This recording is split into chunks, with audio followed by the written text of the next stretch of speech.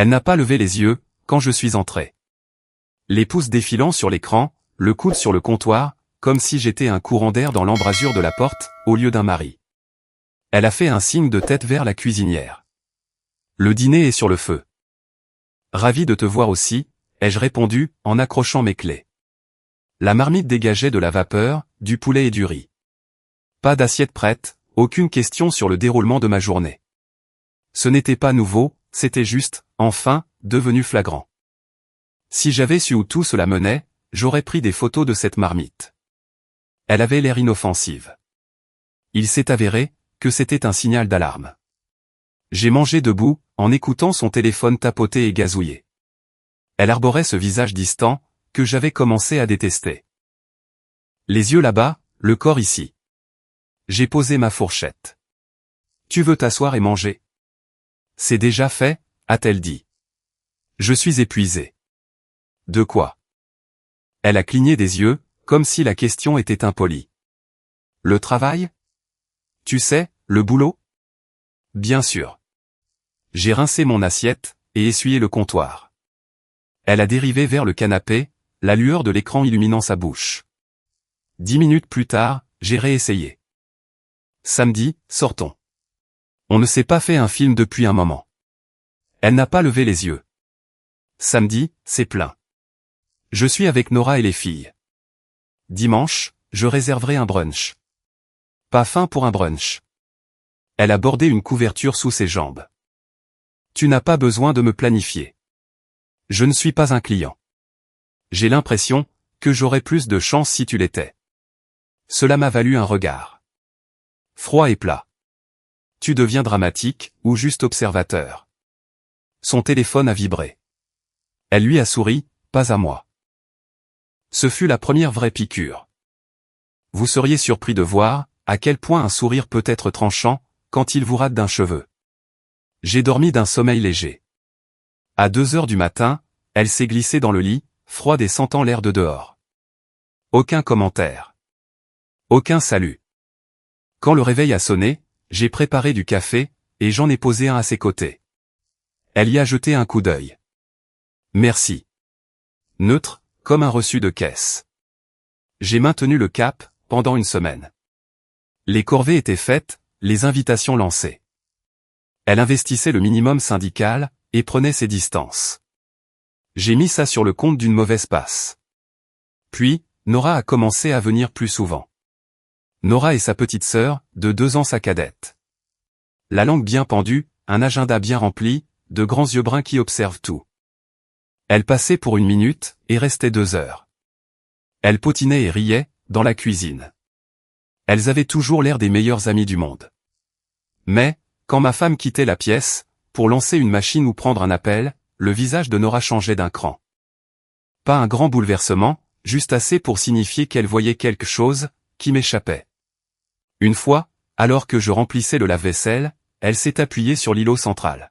« Ça va ?» m'a-t-elle demandé. « Je vais toujours bien. »« C'est ta marque de fabrique, maintenant ?» Elle a poussé la pompe à savon, d'un doigt. « Elle est très occupée dernièrement, » m'a-t-elle dit. « Le travail ?» Bien sûr, a répondu Nora. Pas cynique, juste fatiguée. Elle avait sa propre vie. Un appartement en centre-ville, un emploi et toute une logistique, un visage sérieux, jusqu'à ce qu'elle rit. Je n'aimais pas la tournure que prenaient ces silences avec moi.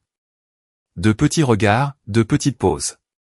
Je les ai ignorés, parce que je ne suis pas idiot, et que je n'allais pas inventer des problèmes de toutes pièces. Mais, la maison continuait de se refroidir. Ce n'était pas un événement isolé. C'était une série de petites entailles. Elle a commencé à prendre son dîner, dans le salon. Elle a cessé de s'informer sur mes projets. Elle partait tôt pour des réunions, et revenait après que je me sois endormi. Si je lui touchais le bras, elle s'esquivait, comme si j'étais un porte-manteau, posé au mauvais endroit. Est-ce que j'ai raté un épisode, ai-je demandé, un jeudi. Nous étions de nouveau dans la cuisine. Elle, avec une salade, et moi, avec un sandwich qui avait un goût de carton, parce que j'essayais de parler. Nous sommes-nous disputés, et ai-je eu un trou de mémoire? Elle a piqué une tomate. Pourquoi fais-tu ça? Il ne s'agit pas toujours de toi. C'est notre maison. C'est ma semaine en enfer. Je n'ai pas l'énergie pour te tenir la main. Flash info. Tu n'as pas besoin de la tenir. Contente-toi de ne pas la repousser violemment. Elle a ricané. Tu es si sensible, dernièrement. J'ai gardé une voix égale. Non, je suis précis. Il y a une différence. Le lendemain matin, elle est partie tôt, sans prendre de café. Je suis resté devant l'évier, et je l'ai regardé reculer dans l'allée. Les feux arrière de la voiture ont clignoté, comme un adieu que je n'avais pas mérité. Je travaille dans la gestion de chantier, pour une entreprise d'aménagement commercial. Mon équipe est solide. Rob à l'électricité, Marco aux inspections, elle sur tout ce dont personne ne veut. Ils sont directs. Ils repèrent vite les conneries. Le vendredi, Rob est passé devant moi, pendant que j'étais au téléphone, et a haussé un sourcil. T'es bien silencieux, a-t-il dit, plus tard au déjeuner, en déballant son sandwich. T'as cassé un truc, que je dois budgétiser. Ça va. Tu as la même voix que mon gamin, quand il a cabossé le camion. J'ai souri, sans vraiment m'y engager. C'est bruyant à la maison, c'est tout. Déplace les meubles. Pas ce genre de bruit. Il a haussé les épaules. Mon ex-femme avait l'habitude de plonger dans son téléphone, comme si c'était un tunnel. Quand elle a fini par lever les yeux, nous étions devenus des étrangers. J'ai réorganisé toute ma semaine. Si elle n'y figurait pas, moi non plus. Et je m'y suis tenu. Le lundi, j'ai élaboré un plan. Pas un grand geste dramatique, juste de la logistique. J'ai pris mes travaux de jardinage du samedi, et je les ai déplacés au soir de semaine. J'ai annulé quelques activités que nous avions l'habitude de faire, et qui s'étaient transformées en rituels, rythmés par de faux sourires. La soirée quiz du mercredi avec ses amis, la course au café du dimanche, qui se résumait à moi conduisant, pendant qu'elle envoyait des textos. Je l'écoutais glousser, pour des choses qui ne m'incluaient absolument pas. J'ai placé l'argent économisé sur un compte courant séparé, non pas pour le cacher, mais pour clarifier les limites.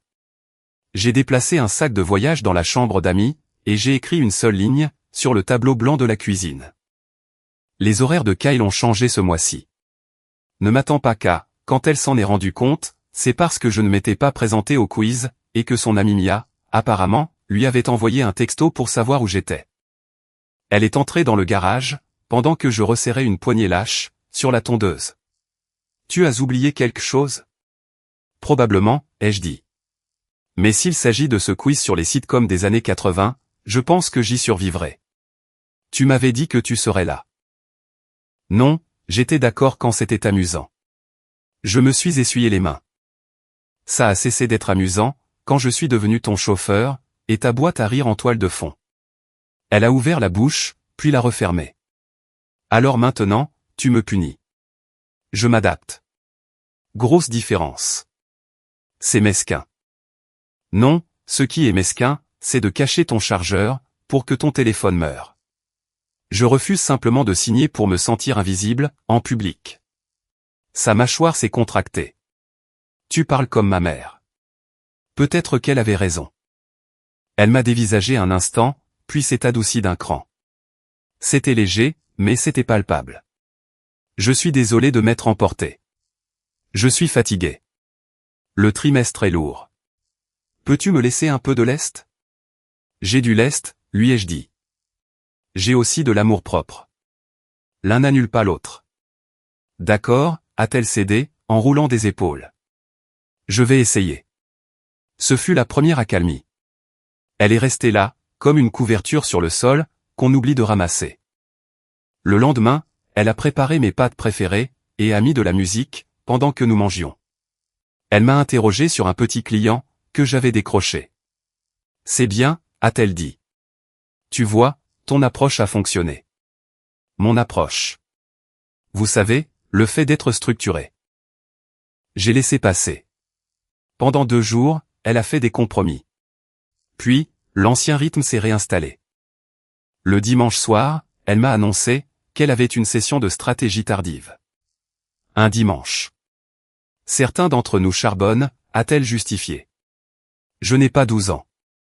J'ai regardé l'horloge. Sois prudente. Je suis toujours prudente, a-t-elle rétorqué, enfilant déjà une veste. Nora est passée cet après-midi-là, avec une barquette de fruits, comme si je me remettais d'une opération chirurgicale. Nous sommes restés dans la cuisine, à éplucher des oranges. Tu as l'air de quelqu'un qu'on a collé dans une réunion, en oubliant de lui envoyer l'ordre du jour, a-t-elle noté. J'imagine que je vais improviser. Elle est encore sortie. Stratégie, ai-je précisé. Des lumières de stade, et une fanfare. C'est une professionnelle, pour se cacher à la vue de tous. Ce qui voulait dire, qu'elle regardait le sol, puis par la fenêtre. Ce qui veut dire, que je la connais depuis toujours. Ce n'est pas une explication, c'est un indice. Utilise des mots, Nora. Elle a posé le fruit, et a croisé les bras. Ne fais pas de moi le messager, sur qui tu tires. Si j'étais à ta place, j'exigerais de la clarté. Je l'exige. Je lui ai dit, à ma façon. Et quelle est cette façon? Des règles, un emploi du temps, de la distance. Elle a hoché la tête, une fois. C'est de bonne guerre. Le jeudi suivant, nous avions des invités. Un couple de la salle de sport, Mitch et Laura. Nous faisions des grillades, sur la terrasse. Ma femme gardait son téléphone face contre table, près de son assiette, comme une arme chargée. Elle a ri à la blague de Mitch, et quand Laura lui a demandé comment allaient les choses, elle a pris cette voix douce et légère. Nous allons bien, a-t-elle dit. Juste occupé, tu sais. Il est toujours sur les chantiers. Arrête de me blâmer, les jeux coupés. Pas fort, mais sans gentillesse. Tu n'as pas eu besoin de mon emploi du temps, pour être absente. La table est devenue silencieuse, le temps d'un battement de cils. Mitch m'a regardé. Laura a regardé ma femme. Ma femme m'a lancé ce regard, que je connais bien. Celui qui promet, qu'il y aura un prix à payer, plus tard. Tout va bien, a-t-elle dit à la table. Il est de mauvaise humeur. J'ai souri, sans la moindre chaleur. Je suis dans une limite, posée là. C'était une ligne publique. La première. Vous ne pouvez pas déplacer ces lignes-là, une fois qu'elles sont fixées. Elle a repoussé sa chaise. Tu as besoin de te détendre. Je suis détendu, ai-je répondu, en empilant les assiettes. C'est l'effet que ça fait, d'avoir des limites. Elle est rentrée à l'intérieur, avec son téléphone. Mitch a laissé échapper un long soupir. Tu veux qu'on y aille, a-t-il demandé. Finis ton burger, lui ai-je dit. Ce n'est pas une scène de crime. Laura m'a observé. Tu es tranchant. Mieux vaut ça, que d'être vague. Quand ils sont partis, ma femme se tenait dans l'entrée, les bras croisés. Tu m'as humilié. Non, ai-je répondu. J'ai rétabli la vérité. Tu adores faire ça, n'est-ce pas? Réparer les choses. Je déteste faire semblant. Choisis ton camp. Elle a secoué la tête, et est montée à l'étage. 1 heure plus tard, elle est redescendue, radoucie. Deuxième accalmie partielle. Round 2. Et, a-t-elle dit, je ne veux pas me disputer. Je suis désolé, si je t'ai rabaissé devant eux. Tu ne m'as rien fait ressentir. Tu as fait une affirmation. Je l'ai contestée. Son visage s'est crispé. Peux-tu laisser tomber ce jargon d'avocat? J'essaie. Et je vois bien les choses, ai-je dit. Je ne te cours pas après. Tu n'es pas le seul dans cette maison, a-t-elle chuchoté. Et cela aurait été touchant, si son sac n'était pas déjà près de la porte. Tu sors, ai-je demandé. Ouais, des verres pour l'anniversaire de Mia. Je te l'avais dit. Tu l'as dit au vent, en marchant dans un couloir. Ce n'est pas une convocation au tribunal. C'est notre maison. Elle a hésité. Je rentrerai tard. Ne m'attends pas, ce n'était pas prévu. Quand elle est partie, Nora m'a envoyé un texto, je passe dans 10 minutes. Elle est arrivée avec des plats à emporter, et on aurait dit qu'elle avait passé 1 heure dans les bouchons, et qu'elle avait fait la paix avec ça. Elle est sortie, a demandé Nora. Ouais. Je ne vais pas faire semblant d'être neutre, a-t-elle déclaré, en posant les cartons sur le comptoir. Je suis de ton sang par alliance, mais je me souviens encore, de qui a cuisiné à Thanksgiving, quand elle avait une migraine. Je me suis appuyé sur le comptoir. Tu n'étais pas obligé de te déplacer. Je voulais te dire une chose. Arrête de rationaliser. Ce n'est pas de ta faute. J'ai gardé un visage impassible. Que sais-tu, que j'ignore? Elle a pressé sa langue contre ses dents, pensive. Je pense qu'elle gère quelque chose, qu'elle refuse de nommer, et je pense que tu as besoin de données, pas de suppositions. Tu veux que je fouine? Je veux que tu arrêtes de saigner en silence. Si tu ne veux pas la confronter, obtiens de la clarté d'une autre manière. Ce n'est pas mon genre. Alors choisis un genre, qui ne consiste pas à attendre de pourrir sur place. J'ai fixé l'horloge du micro-ondes, qui égrenait les secondes. Elle a posé une main sur le comptoir, tout près de la mienne, sans la toucher. Elle n'a pas peur de te perdre, a lâché Nora. C'est ça, le problème. Elle est partie quelques minutes plus tard, et je suis resté dans la cuisine, à fixer mon propre reflet, dans la vitre de la terrasse. Le gars qui me regardait, était fatigué de sa propre patience. 2 soirs plus tard, ma femme m'a annoncé un voyage d'affaires de 2 jours. Aucun détail, juste une valise à roulettes dans le couloir, et un ton qui disait « Je devrais être impressionné ». Elle me l'a annoncé, c'est tout. « Tu pars demain matin ?» ai-je demandé. « Où ça ?»« À Cleveland » a-t-elle répondu. « N'en fais pas tout un plat. C'est sur la carte. Ce n'est pas la mer à boire. Sérieusement, Kyle, je n'ai pas besoin d'autorisation. Tu n'as jamais demandé. » Elle a zippé le sac plus fort que nécessaire, et est allée dans la chambre. J'ai envoyé un texto à Rob, pour avoir une référence. T'as déjà utilisé un détective privé? Il m'a envoyé un nom, et un numéro, comme s'il attendait que je le demande. J'ai rencontré le type le lendemain, dans un bureau fade, près de l'autoroute. Moquette grise, et un café qui avait le goût du bois. Il avait le visage d'un homme, qui a vu trop de maris appeler, quand il est déjà trop tard. Vous voulez que je confirme un emploi du temps, a-t-il dit. Rien de plus. Les dates, les heures, les lieux.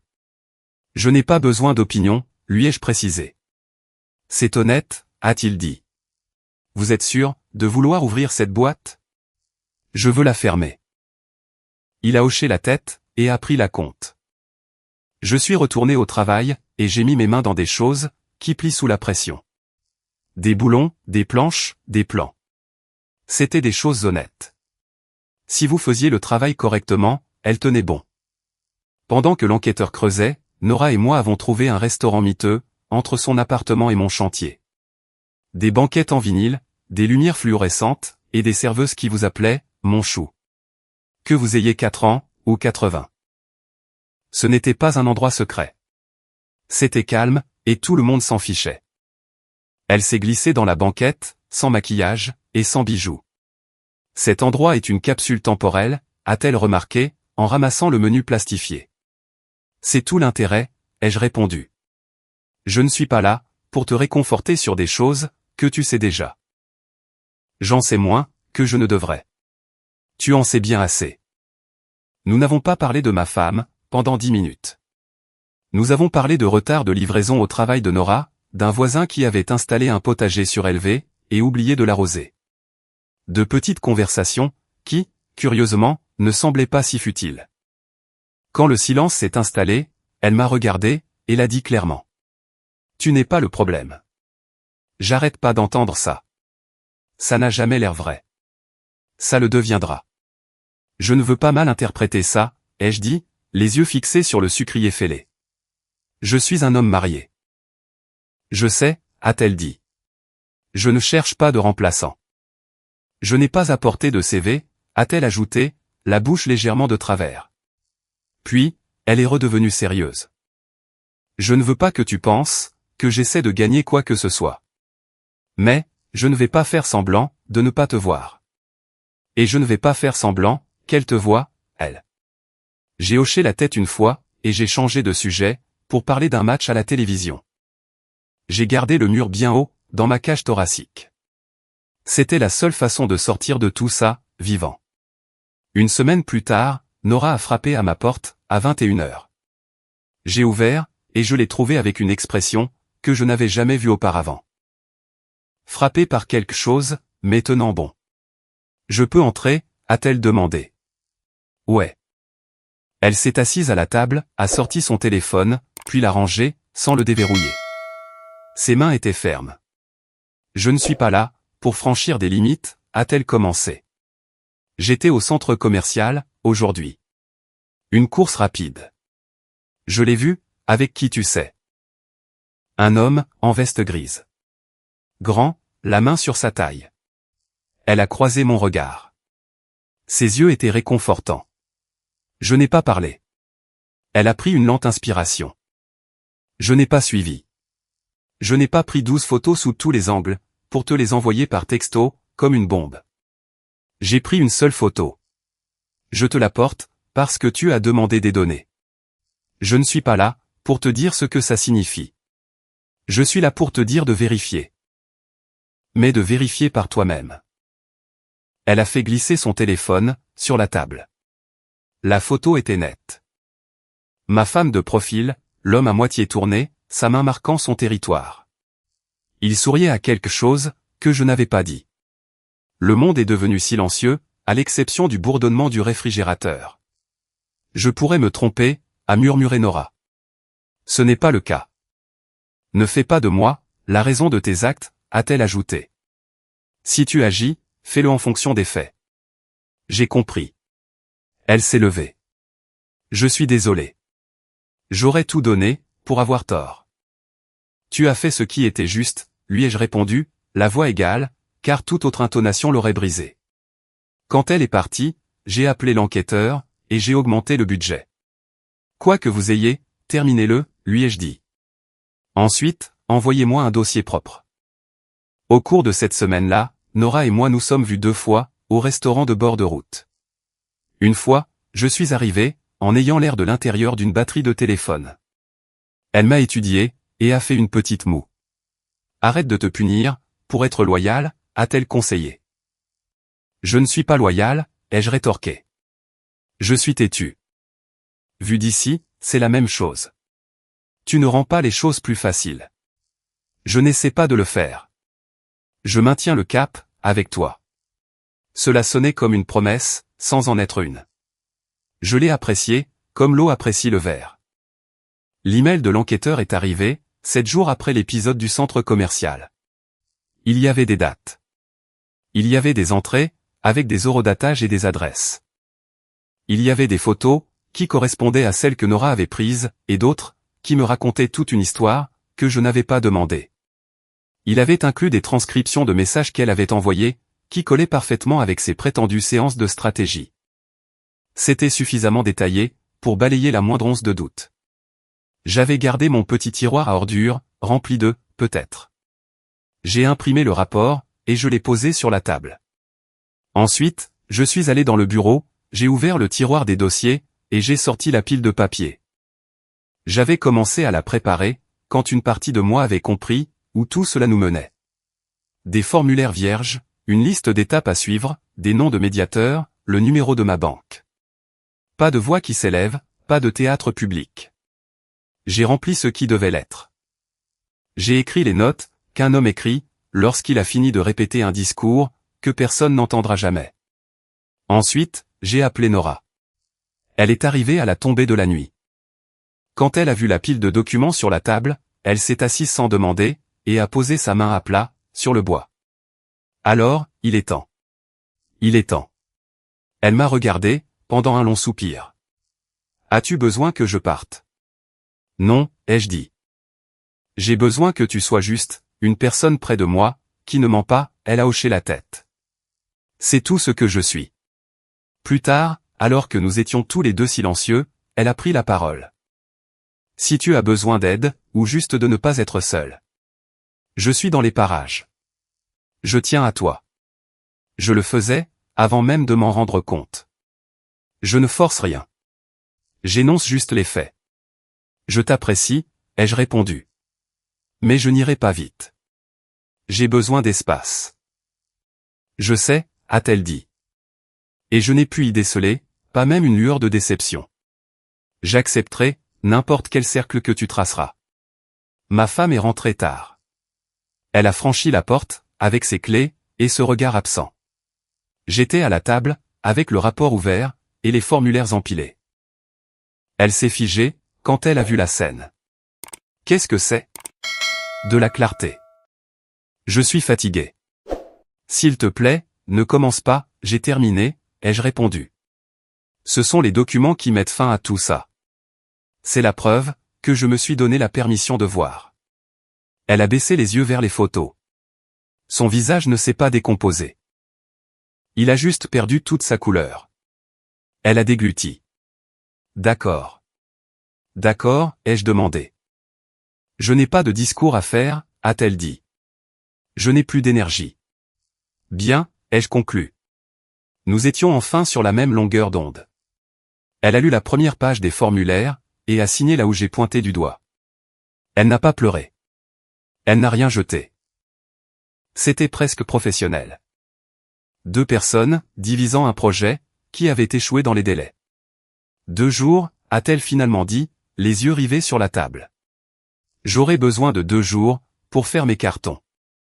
Prends un, ai-je tranché. Je serai parti demain. Tu auras toute la place, pour toi. Elle a regardé le rapport. D'accord. J'ai dormi dans la chambre d'amis. Le matin, je suis parti tôt, je suis allé travailler, et j'ai dit à Rob, que je devais m'absenter à 15 heures. Ça va, a-t-il encore demandé, avec ses sourcils froncés. Je suis précis, ai-je répondu. C'est terminé. Il a hoché la tête, comme un homme qui a vu des ponts s'effondrer, et être reconstruit. Appelle, si tu as besoin de bras. J'ai passé la journée sur le chantier, puis j'ai conduit jusqu'au lac, près de mon bureau, et je me suis assis dans le camion, la vitre baissée. L'air était gratuit, et pur. Quand je suis rentré ce soir-là, son placard était vide, et la salle de bain des invités avait une auréole humide, là où elle avait posé une bouteille, pour la dernière fois. 2 jours plus tard, elle a déménagé dans une autre vie. Je n'ai pas demandé à quelle adresse.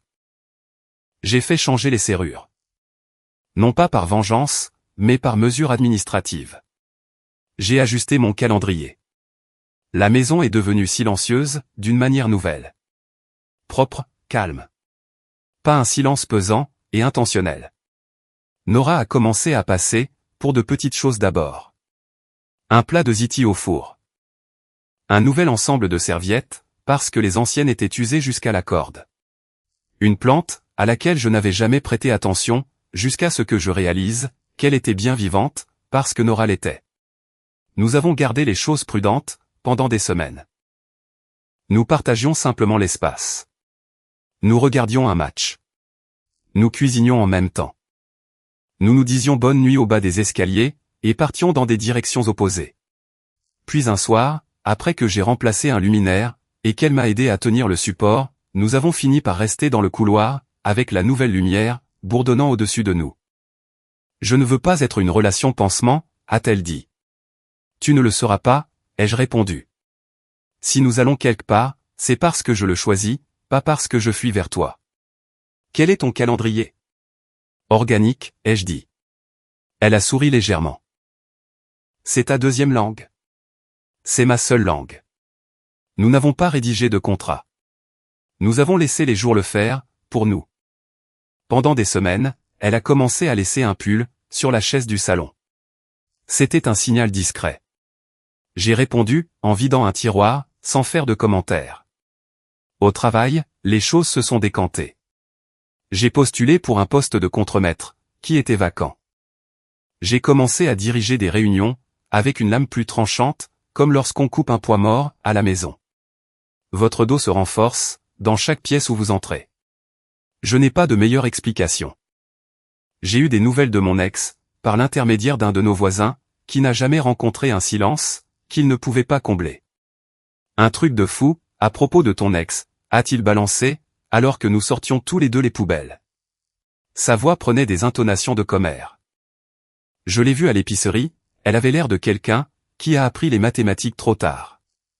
Le bruit court, que le nouveau mec n'était pas si nouveau, pour d'autres personnes. J'ai hoché la tête. Ce sont des choses qui arrivent. Tu lui as parlé? Non, ai-je dit, et il a semblé déçu, comme si j'avais gâché une émission de télé. Nous avons rompu. Il voulait des détails. Je ne les ai pas fournis. Une porte fermée, est une histoire classée. Environ un mois après que les signatures aient été tamponnées et déposées, je me suis surpris à fredonner le matin, en préparant des œufs. Nora était sous la douche. La maison sentait le café et la peinture fraîche. Mon téléphone a vibré, pour un message de Marco, concernant une livraison. Je lui ai répondu avec une rapidité, qui aurait surpris la version de moi-même, du début de l'année. Il y a eu un coup à la porte. J'ai ouvert, et elle était là, mon ancienne femme. Elle avait l'air plus petite, ce qui est un tour que l'esprit vous joue, quand quelqu'un a perdu le pouvoir, de faire la pluie et le beau temps, dans votre vie. J'ai besoin de parler, a-t-elle déclaré. De quoi, ai-je lancé, plus comme une affirmation, que comme une question. J'ai tout gâché, a-t-elle poursuivi. Je sais que ça paraît faible, mais c'est vrai. J'ai quitté quelque chose de vrai, pour quelque chose qui ne l'était pas. Je n'arrive plus à dormir. Je n'arrive plus à réfléchir. Je veux réparer tout ça. Tu peux réparer ta propre vie, ai-je répondu. Celle-ci est déjà prise en charge. Kyle, s'il te plaît. Je sais que tu penses, que je me suis servi de toi. Je ne pense pas, les jeux coupés. Je lis des horodatage. Elle a fait un pas en avant. J'étais sous pression. J'étais un désastre. Je n'ai rien décidé. Tu as décidé des milliers de fois, ai-je assoné. Chaque fois, que tu as choisi le silence, au lieu de la clarté. Je n'ai pas besoin d'une dissertation. Elle a tressailli, et s'est redressée. Nous pouvons suivre une thérapie de couple. Il n'y a plus de nous. Elle a dégluti.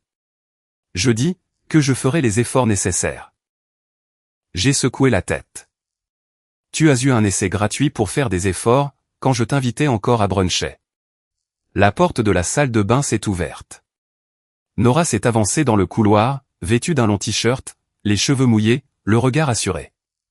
Elle a analysé la scène en une seconde, et n'a pas scié. Oh, a lâché mon ex, le mot sortant presque malgré elle. C'est donc ça le plan. Toi et ma sœur. Nora s'est appuyée contre le cadre de la porte, comme si elle n'était pas debout, mais simplement adossée à un fait incontestable. Ce n'est pas un plan, a-t-elle dit. C'est une conséquence. Vous êtes incroyables, tous les deux, a explosé mon ex. C'est mon mari. J'ai levé une main. C'était au passé. Tu es parti à une autre adresse. C'était une erreur, a-t-elle insisté. J'étais bouleversé. Je n'ai pas réfléchi. La voix de Nora était calme. Tu pensais qu'il t'attendrait pour toujours. Mon ex s'est tourné vers moi, comme si Nora n'avait pas parlé. Tu as vraiment tourné la page aussi vite, avec elle? J'ai tourné la page, à la minute où j'ai vu la vérité, ai-je rétorqué. Le reste a pris du temps. Et pour information, aucun chronomètre ne tournait, quand tu es parti. Tu essaies de réclamer quelque chose, que tu as abandonné. C'est une trahison, m'a-t-elle jeté au visage. Mais le mot n'a pas atteint sa cible. Il a flotté dans l'air, puis est retombé sur ses chaussures. Garde ta performance, lui ai-je dit. Il n'y a pas de public, ici. Tu as perdu le micro. Elle a regardé autour de notre entrée, comme s'il y avait une chance de rechange, traînant près du porte-parapluie. Il n'y en avait pas. La maison ne penchait plus en sa faveur. Tu ne peux pas m'interdire d'essayer, a-t-elle dit. Je peux t'interdire de te pointer ici, ai-je répondu. Ne reviens plus. Il n'y a plus rien pour toi, dans cette pièce. Je n'aurais jamais dû. Mais tu l'as fait, ai-je conclu. Nous avons terminé. J'ai fermé la porte. Le cliquetis était petit, et définitif. Nora a laissé échapper un soupir, comme si elle avait retenu sa respiration, pendant une semaine. Ça va, a-t-elle demandé. Mieux que bien, ai-je répondu. J'ai fini de financer ses erreurs.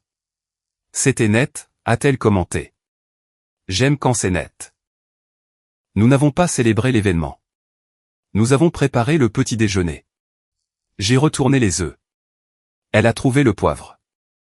Nous avons mangé à la table, là où j'avais autrefois aligné des papiers, et une fine pile de photographies, pour mettre fin à une partie de ma vie, avec un stylo. Après ce matin-là, les jours sont redevenus simples. Nora a emménagé 2 semaines plus tard, sans faire d'annonce.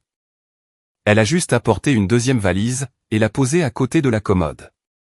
J'ai fait de la place pour ses chaussures. Nous avons gardé nos emplois du temps, sur le même tableau blanc. Et si vous vous teniez là, vous pouviez voir comment deux personnes stables s'alignent. Ce n'était pas un feu d'artifice. C'était un niveau à bulles. Au travail, ça s'est remarqué. Mon patron m'a fait entrer dans son bureau, et a fait glisser un dossier, sur le bureau. Tu as été très rigoureux dernièrement, a-t-il souligné. Nous sommes en pleine expansion. Je te veux sur le nouveau développement. C'est plus gros. Plus de politique. Tu as le profil.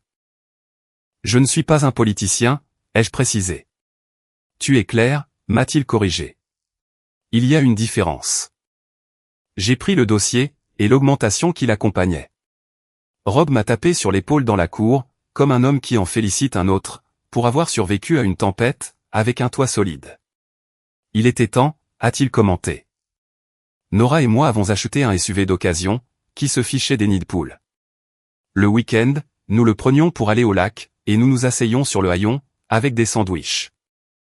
Elle lisait des listes, puis rayait des choses dessus, parce que rayer des choses, procure une satisfaction, que les belles paroles ne peuvent pas offrir. Nous ne publions pas de photos. Nous ne faisons pas de discours sur l'amour. Nous faisons la vaisselle, nous payons l'hypothèque, et nous sommes présents, là où nous avons dit que nous serions. Ce n'est pas dramatique. C'est solide. J'entends parfois parler de mon ancienne femme. Ce n'est jamais direct. Un ami commun l'a croisée dans un magasin, et a mentionné qu'elle essayait de remettre de l'ordre dans sa vie. Traduction, l'homme pour qui elle avait réorganisé notre vie, avait d'autres pièces, avec d'autres meubles. Elle a subi l'effet boomerang. Son travail a périclité, parce qu'elle a dépensé trop d'énergie dans une vie, qui ne lui a rien rendu en retour. Ce n'est pas ma victoire. C'est son équation mathématique. Je ne me sens pas triomphant. Je me sens simplement à ma juste place. La partie de moi, qui essayait autrefois de réparer l'air ambiant, a pris sa retraite. Maintenant, je répare ce qui peut être maintenu avec une vis, une perceuse, ou une phrase. Je veux dire, les gens veulent une histoire avec des feux d'artifice. Une confrontation dans un restaurant. Un discours qui fait applaudir tout le monde. Ce n'est pas comme ça, que ça s'est passé. Ça s'est passé ainsi. J'ai vu ce qui était vrai. Je me suis choisi, moi. J'ai fermé la porte.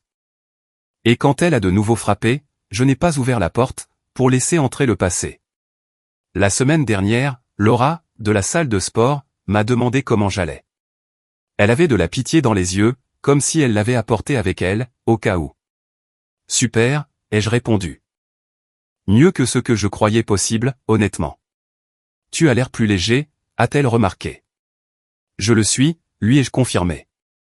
Il s'avère, que se porter soi-même n'est pas lourd, si on laisse tomber ce qui ne nous appartient pas, elle a ri. C'est une belle réplique. C'est une réplique pratique.